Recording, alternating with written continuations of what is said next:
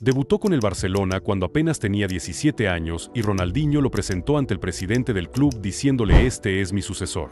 Fue campeón del mundo sub-17 y conquistó una medalla de oro olímpica. Lo llamaron el nuevo crack mexicano, el que llevaría al Tri al anhelado quinto partido. Pero hoy, con 35 años, luego de una serie de malas decisiones, indisciplinas y problemas extracancha, su historia terminó de manera completamente distinta a la que todos imaginaron. Este es el triste ascenso y la dura caída de Giovanni Dos Santos, el crack que nunca fue. Inicio de carrera. Giovanni Alex Dos Santos Ramírez nació el 11 de mayo de 1989 en Monterrey, Nuevo León. No llegó al mundo del fútbol por casualidad, lo llevaba en la sangre. Su padre, Geraldo Francisco Dos Santos, mejor conocido como Cicino, fue futbolista profesional brasileño que brilló en México durante los años 80, vistiendo las camisetas del América y de Monterrey. Era un jugador bohemio, de esos que disfrutan del fútbol como si estuvieran jugando en la calle, con talento natural y personalidad. Y esa esencia se la heredó completa a sus hijos. Giovanni fue el segundo de 3 hermanos, todos futbolistas. Menos de un año después de su nacimiento llegó Jonathan, quien también se convertiría en profesional y con quien compartiría equipos y momentos históricos. Pasó sus primeros años formándose en las categorías inferiores del Barcelona, puliendo su talento, aprendiendo del estilo culé, creciendo rodeado de futuros cracks. En 2005, con apenas 16 años, formó parte de la selección mexicana sub-17 que conquistó el Mundial de Perú. Fue un torneo memorable para el Tri, y Giovanni brilló como una de las grandes figuras junto a Carlos Vela, Héctor Moreno y Efraín Juárez. México venció en la final a Brasil y Giovanni se llevó el Balón de Plata como el segundo mejor jugador del campeonato. Las expectativas sobre él ya eran descomunales. Lo comparaban con Ronaldinho, lo veían como el futuro del fútbol mexicano, como el tipo que iba a romperla en Europa y llevar al Tri a la gloria. Y todo parecía ir perfecto, porque al año siguiente, en 2006, Giovanni debutó con el primer equipo del Barcelona en un partido amistoso contra el Aarhus de Dinamarca. Y no solo debutó, anotó al minuto 19 tras regatear a 2 defensas y fusilar al portero. Tenía 17 años y ya estaba jugando con el primer equipo del Barça. El sueño se estaba cumpliendo, pero ahí comenzó el primer problema, uno que lo perseguiría toda su carrera. Giovanni ocupaba la misma posición que Messi, y competir con el argentino era simplemente imposible. Además, en esa misma temporada surgió otra joya de la Masía, Bojan Krkić, que explotó con 10 goles en su primera temporada y se ganó el cariño de la afición. Giovanni quedó desplazado. Y para colmo, al final de esa temporada el Barcelona despidió a Rijkaard y llegó Pep Guardiola con su revolución. Guardiola no contaba con él, así de simple. Sacó a Ronaldinho, a Deco y también a Giovanni. El sueño culé había terminado antes de empezar. Comienzo problemas futbolísticos. En junio de 2008, con apenas 19 años, Giovanni Dos Santos fue traspasado al Tottenham Hotspur de la Premier League por 6 millones de euros más 5 millones en variables. Lo había pedido Juan de Ramos, el técnico español de los Spurs. Era una buena oportunidad para tener más minutos, para consolidarse lejos de la sombra de Messi. Pero lo que debía ser un trampolín se convirtió en una pesadilla. El inicio de temporada del Tottenham fue un desastre absoluto y la directiva despidió a Juan de Ramos apenas unas semanas después. Llegó Harry Redknapp como nuevo entrenador, y el técnico inglés borró por completo a Giovanni del mapa. Apenas lo utilizaba, solo le daba minutos esporádicos en la Copa Inglesa. Lo que siguió fue un viacrucis de préstamos que destruyeron su carrera. En marzo de 2009, apenas 6 meses después de llegar, el Tottenham lo cedió al Ipswich Town de la segunda división inglesa. Ahí pasó sin pena ni gloria. Regresó al Tottenham para la siguiente temporada, pero volvió a no tener minutos. En enero de 2010 lo prestaron al Galatasaray de Turquía, donde se reencontró con Frank Rijkaard, su mentor. Jugó 14 partidos, pero no marcó ningún gol. Regresó otra vez a Londres, y otra vez lo mandaron de préstamo, ahora al Racing de Santander en España en enero de 2011. Ahí sí empezó a recuperar algo de nivel. Marcó su primer doblete en la Liga Española y ayudó al Racing a salvarse del descenso.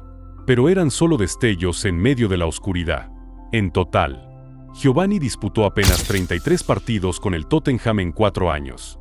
4 años desperdiciados, vagando de equipo en equipo, sin rumbo, sin proyecto, sin confianza. En agosto de 2012 fichó por el Mallorca, ya libre del Tottenham. Ahí tuvo una buena temporada. Fue el máximo goleador del equipo con 6 goles y 7 asistencias en 32 partidos. Mostró destellos del jugador que pudo ser. Pero el Mallorca descendió a segunda división y Giovanni se fue. En julio de 2013 llegó al Villarreal, y fue ahí donde por fin, por primera vez en mucho tiempo, logró algo de estabilidad. Jugó 2 temporadas consecutivas en el mismo equipo, algo que no le pasaba desde el Barcelona. En su primera temporada con el submarino amarillo marcó 10 goles y dio 7 asistencias, ayudando al equipo a clasificar a la Europa League. Era el Giovanni que todos querían ver, el que aparecía en momentos clave, el que marcaba la diferencia. Tenía 24, 25 años, estaba en la edad perfecta para explotar, para dar el salto definitivo a la élite europea. Pero en vez de eso, tomó una decisión que muchos consideran el principio del fin. En julio de 2015, con apenas 26 años y en la plenitud de su carrera, Giovanni Dos Santos decidió irse a la MLS. El Galaxy le ofreció un contrato millonario de $4.5 millones al año, convirtiéndolo en una de las estrellas mejor pagadas de la liga. Era una oferta económicamente muy atractiva, pero deportivamente era un suicidio. La MLS era vista como una liga de retiro, donde iban jugadores veteranos a terminar sus carreras. Y Giovanni tenía 26 años. La crítica fue devastadora. Todos coincidían en que estaba tirando su carrera a la basura por dinero. Y aunque en lo personal puede entenderse la decisión, en lo deportivo fue un error garrafal. Él la compartió vestidor con leyendas como Steven Gerrard y más tarde con Zlatan Ibrahimovic y hasta con su hermano Jonathan. Tuvo momentos buenos, marcó goles importantes, pero nunca logró consolidarse ni ganar títulos. Jugó 4 temporadas con el Galaxy, disputó menos de 80 partidos en total, y cuando su contrato terminó en 2018, el club no hizo ningún intento por renovarlo. Simplemente lo dejaron ir. Ni siquiera participó en la pretemporada de 2019. Estaba separado del plantel, cobrando su último año de contrato pero sin jugar. Con 30 años, Giovanni Dos Santos ya no tenía equipo en Europa y lo habían echado de la MLS. Fue entonces cuando llegó la última oportunidad, la que él mismo llamó el sueño de su vida. En julio de 2019, el América de México lo fichó. Giovanni había crecido viendo a su padre jugar con las Águilas y siempre soñó con vestir esa camiseta. Miguel Herrera, que ya lo había dirigido en la selección durante el Mundial de Brasil 2014, lo recibió con los brazos abiertos. Giovanni llegó con el número 10 en la espalda y con la ilusión de redimirse, de demostrar que todavía tenía fútbol, de cerrar su carrera por todo lo alto. Su debut fue en la Leagues Cup contra el Houston Dynamo, y marcó de penal. Días después conquistó el campeón de campeones.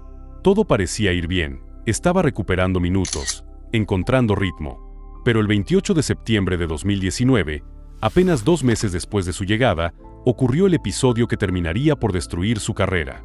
En el Clásico Nacional contra Chivas, al minuto 37, Antonio Briseño le metió una entrada durísima con los tachones por delante. El impacto fue brutal. Giovanni cayó al suelo gritando de dolor, y cuando sus compañeros se acercaron, vieron algo que los dejó helados.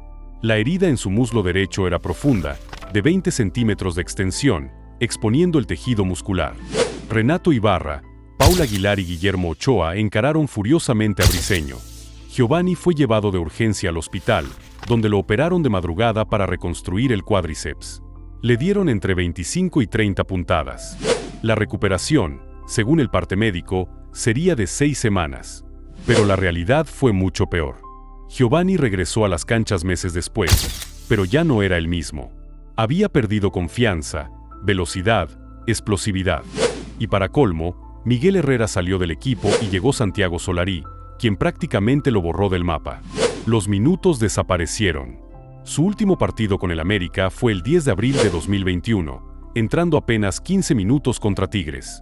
Después de eso, se quedó en la banca contra Cruz Azul, Toluca, Pumas, y en los 2 partidos de cuartos de final contra Pachuca donde fueron eliminados. Cuando terminó el torneo, el club le agradeció sus servicios pero no le ofreció renovación. Giovanni pidió una segunda oportunidad, incluso se ofreció a entrenar con las fuerzas básicas para mantenerse en forma. El club aceptó dejarle entrenar pero nunca hubo oferta. Aparecieron otras opciones. Arabia Saudita le ofreció $2 millones por 3 años, pero Giovanni rechazó la propuesta. Juárez y Mazatlán también lo buscaron, pero ninguna oferta lo convenció. En total, Giovanni jugó 42 partidos con el América, marcó solo 4 goles y dio 2 asistencias. Nunca ganó un título importante con las Águilas. Su paso por el club que tanto amó quedó marcado como un rotundo fracaso. Problemas extracancha, polémicas y fin de carrera. Para entender realmente por qué Giovanni Dos Santos nunca llegó a ser el crack que todos esperaban, hay que mirar más allá de las canchas y analizar las decisiones que tomó fuera de ellas. Porque el talento estaba ahí, eso nadie lo podía negar. Pero el fútbol de élite no solo se trata de habilidad con el balón, sino de disciplina, sacrificio y mantener un estilo de vida profesional. Y fue precisamente en ese aspecto donde Giovanni comenzó a tropezar, iniciando un camino de autodestrucción que terminaría por arruinar su promisoria carrera. Todo comenzó en Londres, lejos de su familia, sin la madurez suficiente para resistir las tentaciones de la vida nocturna europea. En diciembre de 2008, durante la fiesta navideña del Tottenham, Giovanni se pasó de copas. Las fotos salieron en el periódico The Mirror, mostrando cómo tuvo que ser sacado del lugar por seguridad, prácticamente en brazos, luego de haberse caído, haber sufrido malestares físicos y quedado en el suelo en muy malas condiciones. La prensa inglesa lo destrozó. Lo pintaron como un jugador indisciplinado, fiestero, inmaduro. Y aunque era joven y cometió un error, esa imagen ya no se la quitó nunca. Y mientras tanto, su reputación se seguía manchando.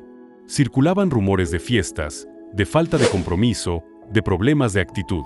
Merecidos o no, esos rumores lo perseguían. Pero para ser justos, aquí hay que hacer una pausa para hablar de algo importante. Porque no todo fue culpa de Giovanni. Para comprender cómo llegó a ese punto, hay que retroceder y analizar el contexto en el que creció dentro del fútbol profesional. Sí, cometió errores, sí tuvo indisciplinas, sí tomó malas decisiones. Pero también fue víctima de un sistema que no supo cuidarlo. Frank Rijkaard lo presentó ante Joan Laporta diciendo que era el sucesor de Ronaldinho, y ese mismo Ronaldinho, uno de los futbolistas más talentosos pero también más fiesteros de su generación, lo tomó bajo su tutela y le mostró los placeres de la vida nocturna en Barcelona. Giovanni tenía 17, 18 años, era un niño, y estaba rodeado de tentaciones millonarias sin nadie que lo guiara adecuadamente. Su padre conocía el medio, pero también tenía fama de bohemio. No había una figura que le pusiera límites claros. Ricardo Ferretti, legendario entrenador mexicano conocido por su disciplina férrea, dijo en una entrevista algo que resume perfectamente el problema de fondo. Comentó que Giovanni y su padre eran idénticos, bohemios y futboleros, jugadores que parecían burlarse del fútbol de lo buenos que eran, pero que les faltó tomarse más en serio su profesión en cuanto a alimentación, descanso y cuidado físico. Ferretti incluso aclaró que no estaba en contra de que los futbolistas fueran a fiestas, él mismo iba a discotecas con su pareja. El problema no era salir de vez en cuando, el problema era el descuido sistemático del cuerpo, del sueño, de la dieta. Y ahí es donde Giovanni falló. Y las evidencias de esa falta de profesionalismo se hicieron cada vez más evidentes con el tiempo. Miguel Herrera, que lo dirigió tanto en América como en la selección, contó anécdotas reveladoras que pintan un panorama claro de la mentalidad de Giovanni. Como aquella vez en el Mundial de Brasil 2014, en pleno partido eliminatorio contra Holanda, cuando hacía un calor infernal y había pausas de hidratación programadas. Herrera vio a varios jugadores echándose agua en los zapatos en lugar de tomársela, y cuando le preguntó a Giovanni qué tenía, este le dijo que se le estaban quemando los pies, que tenía ampollas y que ya no aguantaba.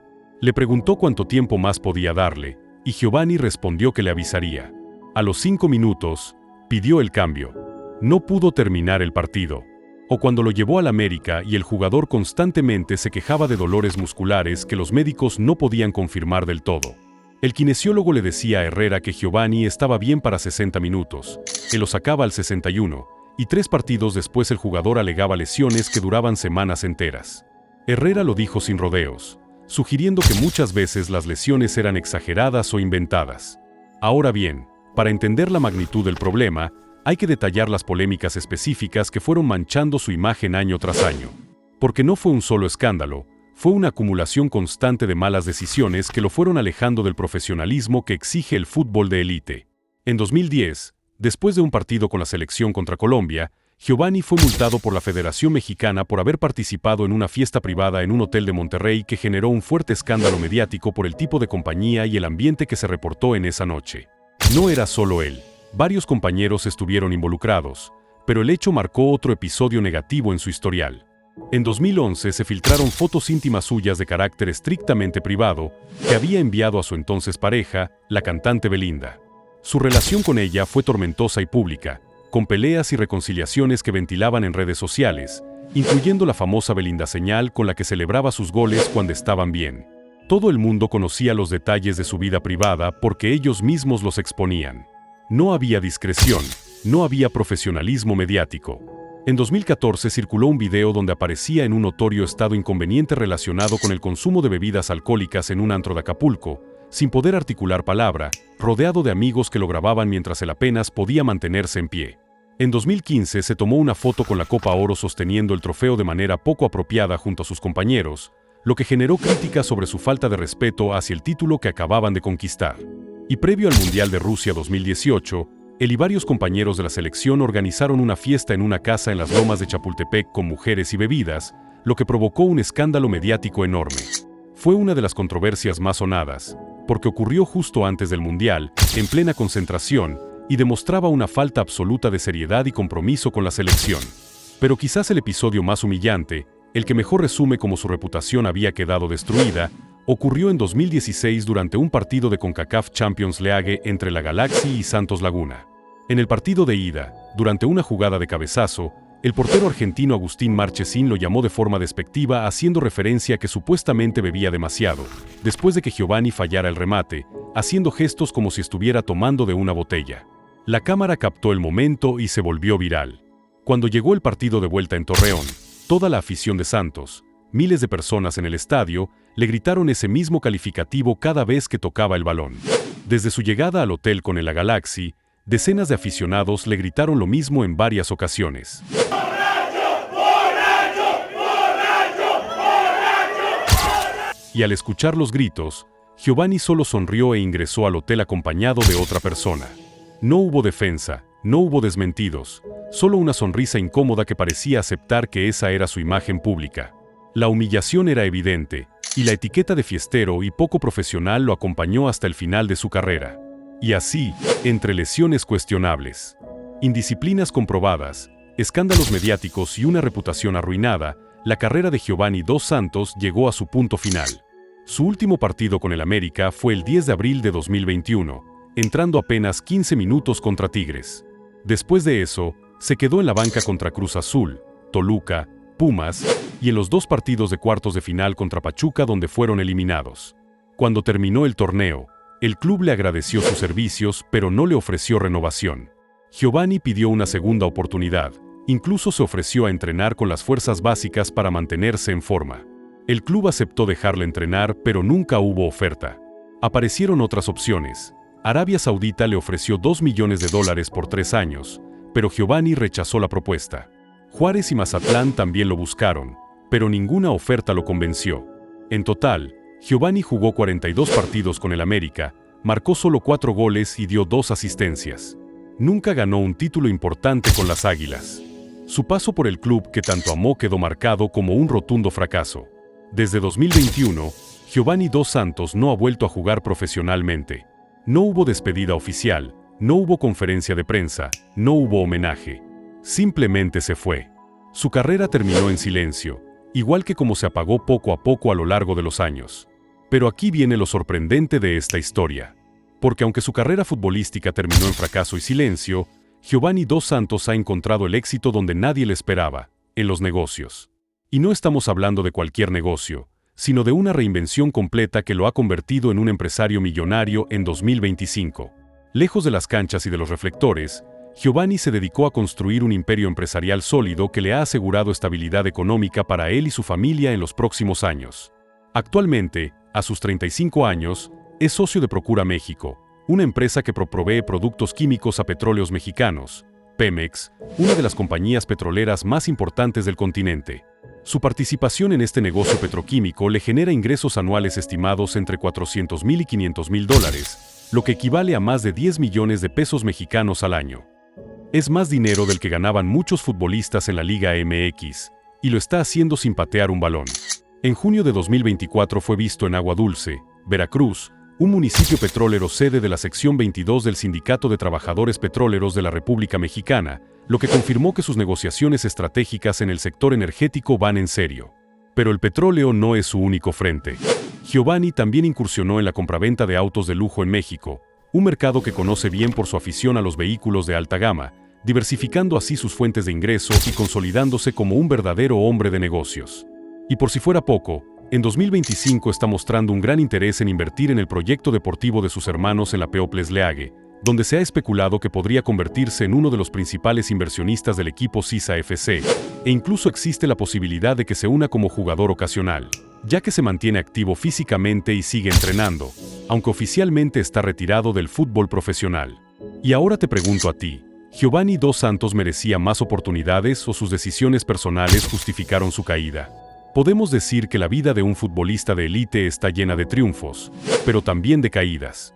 Lo verdaderamente importante es ser perseverante y tener metas claras, tal como es el caso de Carlos Vela, quien tuvo que superar innumerables obstáculos para llegar a la cima. Si te interesa conocer esa historia inspiradora, te la dejo por aquí, no te la puedes perder, en la cual repasamos tanto su carrera futbolística como su vida privada muy entretenida.